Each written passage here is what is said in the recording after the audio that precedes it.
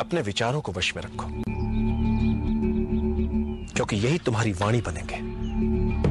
अपनी वाणी को वश में रखो, क्योंकि यही तुम्हारा कर्म बनेगी। अपने कर्मों को वश में रखो, क्योंकि यही तुम्हारी आदत बनेंगे। अपनी आदतों को वश में रखो, क्योंकि यही तुम्हारा चरित्र बनेगी। और अपने चरित्र को वश में रखो, क्योंकि इसी से तुम्हारा भाग्य बनेगा। कोई व्यक्ति असाधारण नहीं होता, किंतु जब साधारण व्यक्ति असाधारण परिस्थितियों में फंस जाता है तो उन्हें सुलझाते समय वो साधारण व्यक्ति भी असाधारण दिखने लगता है। सच्चे राजा का यही गुण है कि उसे राज सिंहासन मित्रों के विश्वास, सहयोग और प्रेम से मिले। ये नहीं कि बस बिठा दिया किसी को भी राजगद्दी पर। सम्राट होते नहीं, बनाने पड़ते हैं। अखंड भारत बनाने के लिए पहले उसके सपने दिखाने पड़ते हैं।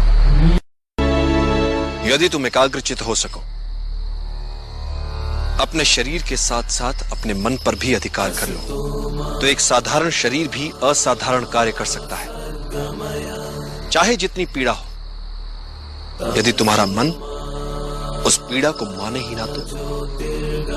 इतिहास में ऐसे कई वीरों के विवरण हैं जिनका सर धड़ से अलग हो गया, किंतु वो युद्ध में लड़ते रहे, रक्त की अंतिम बूंद तक लड़ते रहे। उन योद्धाओं को गौरवान्वित करो, बता दो उन्हें कि अब तुमने संभाला है उनका उत्तरदायित्व।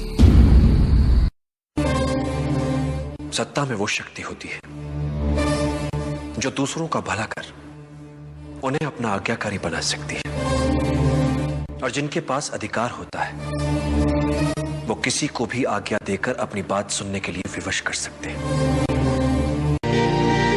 सुलगती हुई आग जब तक हमारे वश में होती है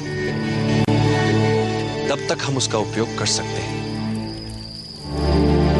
किंतु भड़की हुई आग निरंकुश होकर सर्वनाश कर देती है। इसीलिए संयम से काम लो। लक्ष्य प्राप्ति के लिए दो मार्ग होते हैं चंद्रगुप्त, एक सरल मार्ग तो दूसरा कठिन। सरल मार्ग सदैव लुभाता है, परंतु लक्ष्य तक पहुंचने से पहले ही भटका देता है। एवं दूसरा कठिन मार्ग वो लंबा हो सकता है, किंतु लक्ष्य तक अवश्य पहुंचाता है। किसी भी महत्वपूर्ण कार्य से पहले आंखें मूंद कर उसके बारे में स्वप्न देखना लाभदायक हो। युद्ध में जिन जिन परिस्थितियों की योजनाएं बनाई जाती हैं, स्वप्न में उन परिस्थितियों के बीच स्वयं को देखना, घटनाओं के घटित होने से पहले स्वप्न में घटनाओं में जी लेना, यह भी एक प्रकार की तैयारी ही होती है। एक महान योद्धा की क्या पहचान होती है चंद्रगुप्त? जो ही वो युद्ध में जीते, विजय उत्सवों में अपना समय गंवाए बिना अगले लक्ष्य को प्राप्त करने की योजनाओं में लग जाए। युद्धकाल में सबसे मूल्यवान निधि होती है सूचनाएं और जानकारियां। शत्रु पक्ष की सूचनाएं और जानकारियां हमें बहुत कुछ बता सकती हैं, और जब हम इन्हें प्राप्त कर लेते हैं तो ये हमारी व्यूह रचना को बल ही नहीं देती, आधार भी देती और उन्हें धार भी देती हैं। आदर्श विद्यार्थी वो है जो किसी भी परिस्थिति में सीखने के लिए सदैव तत्पर है। छोटे से मिले, बड़े से मिले, जहां से भी मिले, उसे मात्र शिक्षा ग्रहण करनी है। इच्छित विद्या अपनों से मिले, परायों से मिले, मित्रों से मिले या शत्रुओं से मिले, उसका लक्ष्य हर मूल्य पर विद्या, चाहे उसे मान मिले या अपमान मिले। गुरु जो सिखाए उसे सीखो, जो कहे वो करो, शेष मुझ पर छोड़ दो। तुम्हें सीखने में किसी से पीछे नहीं रहना चंद्रगुप्त। जब भी कोई योजना बनाओ और यदि वो सफल हो जाए तो क्या उससे बाहर कैसे निकलोगे, इस पक्ष को सदैव याद रखो। नेतृत्व क्या होता है? शत्रु या विपरीत परिस्थितियों के प्रति मन में उनका सम्मान होना। एक अच्छा राजा वो नहीं जो आक्रमण करना जानता है। एक अच्छा राजा वो है जिसे पीछे हटना भी आता है, पुनः संगठित होने के लिए समय जुटाना भी आता है। पीछे हटने में कोई लज्जा नहीं। अगले दिन नए उत्साह से लड़ पाओ। सफलता की कुंजी अपने निर्धारित लक्ष्य की ओर ध्यान केंद्रित करने में होती है, न कि ऐसी बातों में उलझने में जो आगे चलकर हमें संकट में लाए या फिर हमें निर्बल बनाए। जब भी लोग तुम्हारे प्रति अचानक अपना व्यवहार बदल लें तो उनसे बहुत संभल कर रहना। आत्मिक ज्ञान से बड़ा कोई आनंद नहीं, कामुकता से बड़ी कोई व्याधि नहीं, और शारीरिक आकर्षण से बड़ा कोई शत्रु नहीं। अच्छे और बुरे लोगों में अंतर होता है, आत्मा का। होता क्या है चंद्रगुप्त कि कभी कभी अच्छे लोग बुरों को सबक सिखाते समय अपनी आत्मा की मूल अच्छाई को ही भूल जाते हैं। वो बुरों जैसे हो जाते हैं। इस बारीक अंतर को सदैव याद रखो चंद्रगुप्त, क्योंकि यही अंतर मानव को पशु होने से बचाता भी है। बुरों को पाठ पढ़ाओ, किंतु ऐसा करते समय पशु मत बन जाओ। कोई भी बड़ा कार्य करने के लिए मात्र उचित योजना ही आवश्यक नहीं, उस योजना में संपूर्ण आस्था की भी आवश्यकता होती है। योजना यदि अच्छी है तो उस अभियान को पूरा करने वाले निर्णय भी अच्छे होंगे। इसलिए गुणीजन कह गए, अच्छी योजनाएं असंभव दिखने वाले स्वप्नों को भी जीवंत बना सकती। नियति तो यही कहती है कि अधिक पाना है, और अधिक पाने के लिए बहुत खतरा उठाना पड़ता है। कुछ लोग खतरा नहीं उठाते, जीवन जैसे चल रहा है बस जीते चले जाते हैं। पर जो प्रगति करना चाहते हैं, ऊपर उठना चाहते हैं, जो कुछ उनके पास है उसे दांव पर लगाने से नहीं डरते। संभावना है कि हार जाएं वे, कुछ ना कर पाए वे, पर ये जो कुछ कर दिखाने का प्रयास है यही उन्हें औरों से अलग बनाता है। भले ही वे हार जाएं, पर यह संतोष उनसे कौन छीन सकता है कि उन्होंने कुछ अच्छा कर दिखाने का प्रयास तो किया। मात्र सीखना ही पर्याप्त नहीं है, जो कुछ सीखो उसे अपने रक्त में बसो, क्योंकि तुम्हें सबसे अच्छा बनना है, हर विषय में सर्वश्रेष्ठ। और एक बात, सच्चा योद्धा ना तो शारीरिक बल से बनता है और ना ही अस्त्र शस्त्र के ज्ञान से। सच्चा योद्धा बनता है मात्र अपनी बुद्धि से।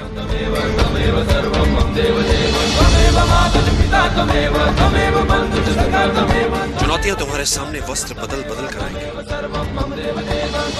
यदि तुम्हें अपना लक्ष्य याद रहा तो हर चुनौती, हर परीक्षा तुम्हें कुछ न कुछ अवश्य सिखाएगी। एक निराशावादी को हर अवसर में एक कठिनाई दिख जाती और एक आशावादी को हर कठिनाई में एक अवसर दिख जाता है। भाग्य के सभी अवसर हमारी आत्मा में सुषुप्त अवस्था में होते हैं। तुम्हें बस उचित समय की प्रतीक्षा कर। लक्ष्य प्राप्ति के लिए दो मार्ग होते हैं चंद्रगुप्त, एक सरल मार्ग तो दूसरा कठिन। सरल मार्ग सदैव लुभाता है, परंतु लक्ष्य तक पहुंचने से पहले ही भटका देता है। एवं दूसरा कठिन मार्ग वो लंबा हो सकता है किंतु लक्ष्य तक अवश्य पहुंचाता है। कि शत्रु जो चाल चले उसकी चाल के अनुसार तब तक चलते रहो जब तक उसे विश्वास न हो जाए कि तुम उसकी चाल में उलझ चुके हो, और जब शत्रु असावधान हो जाए उसे उसी की चाल में उलझाकर मार दो। आचार्य, मुझे ये आप ही ने सिखाया कि युद्ध बल से नहीं बुद्धि से जीतना चाहता है। इसलिए मैं भी पहले कारवीनाथ की कमियों का पता लगाऊंगा और फिर वहां वार करूंगा जहां वार करने से उसे सबसे अधिक चोट लगेगी। मैं जब भी कोई योजना बनाता हूं तो उसकी सफलता को लेकर संशय मेरे मन में भी रहते हैं। मैं योजना की परिकल्पना को अनुभव और अंतर्दृष्टि के साथ सोचे समझे संभावित संकटों का ध्यान रखते हुए कार्य में लाने का प्रयास करता हूं, किंतु कार्य की सफलता योजना, भाग्य और अंतरात्मा के स्वर के मिले जुले असर से तय होती है। कार्य की सफलता में इन तीनों की बराबर की भूमिका होती है। यदि तुम्हें सहायता चाहिए तो उसे पैदा भी तुम्ही को करना पड़ेगा। कि जिसने जीवन में कभी कोई त्रुटि ही नहीं की उसने भला जीवन से क्या सीखा। हमें ना तो अपने बीते समय को लेकर अनावश्यक रूप से कोड़ना चाहिए और ना ही अपने भविष्य को लेकर अनावश्यक रूप से उत्सुक होना चाहिए। वर्तमान सत्य है, उसी पर पूरा ध्यान केंद्रित होना चाहिए। किंतु कैसे? बीते समय से शक्ति बटोरो और सजग होकर गढ़ो अपना वर्तमान। भविष्य अपने आप संवर जाएगा। सदैव याद रखो, युद्ध कला को मुख्य 5 तत्व नियंत्रित करते हैं। स्वर्ग या भाग्य, धरती या कर्म, सेनापति, संचालन विधि एवं अनुशासन, और इन सबसे ऊपर सबसे महत्वपूर्ण है नैतिक नियम। नैतिक नियम वो नियम होता है जिसमें प्रभाव और विश्वास के कारण प्रजा अपने राजा के प्रति प्रतिबद्ध रहती है। राजा के प्रति यह प्रतिबद्धता एक ऐसा नैतिक जाल होता है जिसमें उलझाकर आप जनता से जो चाहे करवा सकते हैं। आप जनता को आशा के जाल में इस नैतिकता से उलझा सकते हैं, जबकि वास्तविकता में आशा हो ही ना। आप इस नैतिक जाल की सहायता से जनता को आशा ना होते हुए भी यह विश्वास दिला सकते हैं कि आशा है। इस तरह से आप उनके स्वाभिमान को उकसा सकते हैं, उनके आत्माभिमान को उबार सकते हैं कि वे अपने लिए अन्य विकल्पों के होने के उपरांत भी आपके लिए अपने प्राण तक न्यौछावर करने के लिए तत्पर हो जाते हैं। कि बच्चों को पहले 5 वर्ष तक अपने हृदय का टुकड़ा मानकर भरपूर प्रेम देना चाहिए, तो अगले 5 वर्ष उन्हें कड़े अनुशासन में रखना चाहिए, और जब वे 16 वर्ष के हो जाए तो उन्हें अपना प्रिय मित्र मान लेना चाहिए। अति बुद्धिमान क्या होता है? सामान्य बुद्धि चातुर्य से कुछ अधिक। संकट में बुद्धिमान नहीं, वो बचेगा जिसमें अनुकूलन की क्षमता अधिक हो, जिसने स्वयं को परिस्थितियों के अनुरूप ढाल लिया हो, वही संकट से बच पाएगा। और यही सार्वभौमिक नियम है। यदि तुम राजा को नियंत्रित ना कर सको तो उस व्यक्ति पर नियंत्रण बनाओ जो राजा के विचारों को नियंत्रित कर सकता है। कोई भी व्यक्ति असाधारण बुद्धिमान नहीं होता। व्यक्ति या तो बुद्धिमान होता है या मूर्ख। असाधारण क्या है इसमें? हम सभी सामान्य मानव हैं, वे भी हम जैसे ही हैं। एक बात सदैव याद रखना इंद्रदत्त, राजनीति के इस खेल में शासक के पास सबसे घातक हथियार शासित की सोचने की शैली को लेकर उसकी समझ होती है। एक सच्चा नायक बल या छल से नहीं, उदाहरण प्रस्तुत करके अपने साथियों का नेतृत्व करता है। युद्ध में शत्रु को असावधान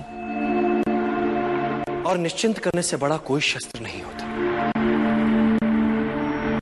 इसलिए युद्ध जीतने के लिए युद्ध काल में ही शत्रु को विश्वास दिला दो कि वास्तव में युद्ध वही जीत रहा है। वो निश्चिंत हो जाता है, उसके लड़ने की भूख शांत हो जाती है। ऐसे समय में उस पर आक्रमण कर उसे सदा के लिए धराशायी किया जा सकता है। यदि तुम अपने शत्रु को जानते हो, तुम स्वयं को जानते हो,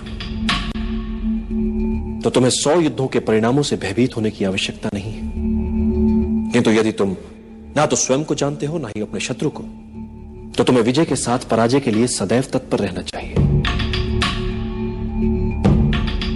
और यदि तुम स्वयं को भी नहीं जानते, शत्रु को भी नहीं जानते, तो तुम्हें हर युद्ध में पराजय का मुख देखना पड़ेगा। हर महान स्वप्न का आरंभ उस व्यक्ति से होता है जो स्वप्न देखता है।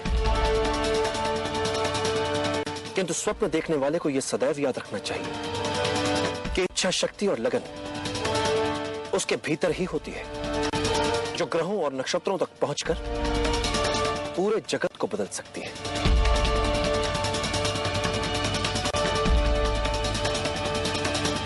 एक बात और चंद्र, सभी विचार अचानक अपने नहीं हो जाते। सभी स्वप्न यकायक मूर्त रूप नहीं ले लेते। इसके लिए व्यक्ति को धैर्य के आसन पर जमकर बैठने का अभ्यास करना होता है, क्योंकि नियति जब घटनाओं की गति को विराम देती है तो समझ लेना चाहिए कि वो हमें उचित अवसर की प्रतीक्षा करने का संकेत दे रही है। इसलिए धैर्य का साथ कभी मत छोड़ो। समय का धड़कने वाला हृदय ही संभावना होती है।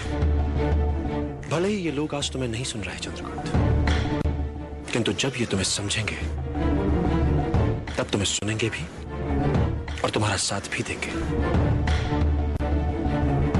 बस तुम्हें उचित समय की प्रतीक्षा ही तो करनी है।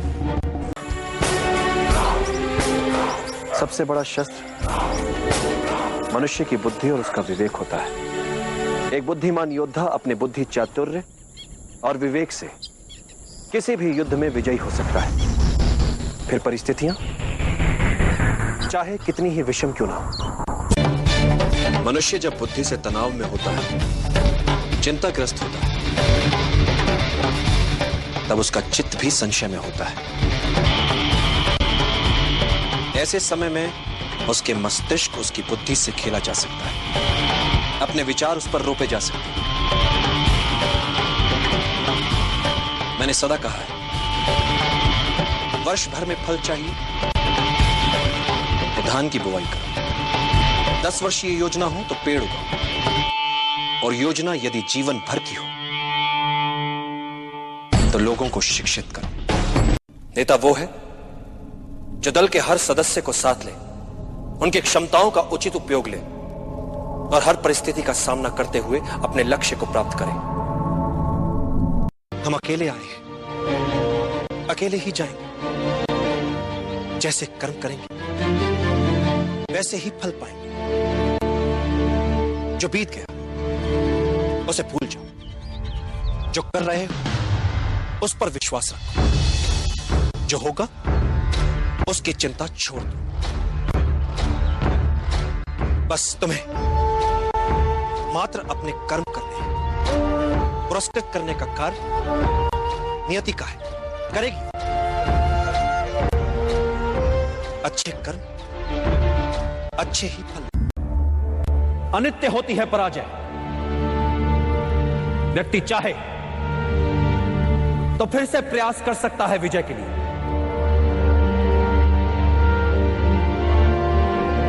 जब वो मन से पराजय को स्वीकार करता है तब वो होता है पराजित। कई बार मन से पराजय को स्वीकार करने वालों को, हार से हताश होने वालों को इस बात का पता ही नहीं होता कि जब उन्होंने साहस छोड़ा तब वो विजय के कितने निकट थे। हर पराजय विजय यात्रा के मार्ग में आने वाली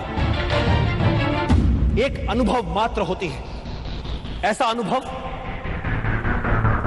जो हमें कुछ और सिखाता है, हमारी कमियां हमें बताता है, हमें विजय के और निकट ले जाता है।